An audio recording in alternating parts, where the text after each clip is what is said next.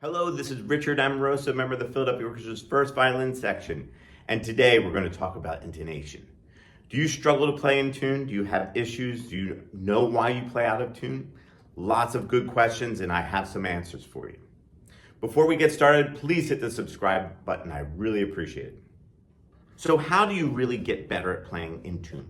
What is the system? What are the things that one has to do? First of all, I think a lot of it has to do with your ear training. You have to know when and why you are playing out of tune. I usually say there's two different ways of playing out of tune. One that you don't hear that well because you're sort of uncertain as to what the pitch really is. And the other one is that you just put your finger in the wrong place. And both of these are normal, but one, it can easily be fixed. And that is sort of putting your finger in the right place. But if you don't know where to put the finger, really, you're never going to get to play in tune because you just don't know how it should sound. So playing with good intonation and consistent intonation usually is just sort of something that happens unconsciously. You can't really try to play in tune. It just happens after all the practice and all the work you've done with your ear and with your hands. So here are a couple easy things to do to learn to play in tune that I would suggest to a beginner as well as, very good players and even up to professionals. Let's just start with, for example, a D major scale. Okay, this second finger, first of all, has to sound in tune with your D string or with a tuner. So let's just establish that. From there, we essentially have to play this whole step to E natural, okay? I usually tell my younger students that this is should sound like happy birthday, because it's a happy birthday whole step. A very healthy whole step. And the same thing for the next note. And if you can really clearly sing happy birthday or hear happy birthday, your fingers are going to naturally gravitate to where that interval or how that note should sound. Okay, that's step one, to really hear it. The next step is to make sure that the finger is really down, that you're covering the string and the fingerboard. You don't have to press really hard. It just takes a certain amount. It's like hitting a doorbell. You only have to press so hard to make sure it sort of activates. Same thing with the finger on the string, okay?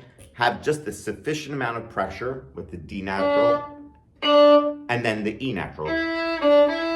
And feeling this sort of fret and this sort of wide whole step with the bass joints here.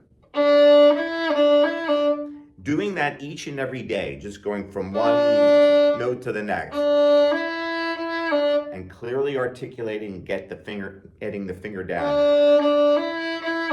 is really just a great thing to do each and every day. Same thing then with the F sharp fourth finger. If you just practice this,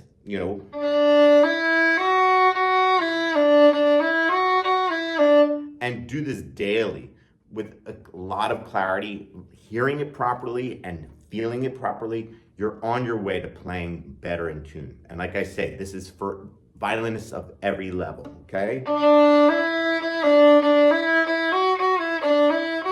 Once we go and cross strings, of course, we have other issues that we have to kind of navigate in terms of 4-to-1. Now, I don't like doing minor seconds across the string, but for the flesh system, this is sort of normal. This is the normal fingering. Again, we just have to make sure that the hand is wide, the fingers are stretched, and the fingers all the way down. Okay? Then the same thing after that. Whole step, whole step, whole step. Okay? Lots of whole steps, just a couple half steps, obviously. So just work on that, each and every day.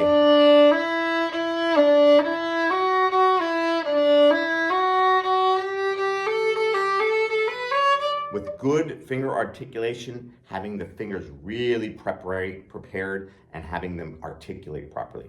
This is really the best way to kind of have consistent intonation. Let me know how that goes. Let me know if you have any comments or questions. Love hearing from you. This is, again, a really good thing to do each and every day. Good luck. We'll see you soon.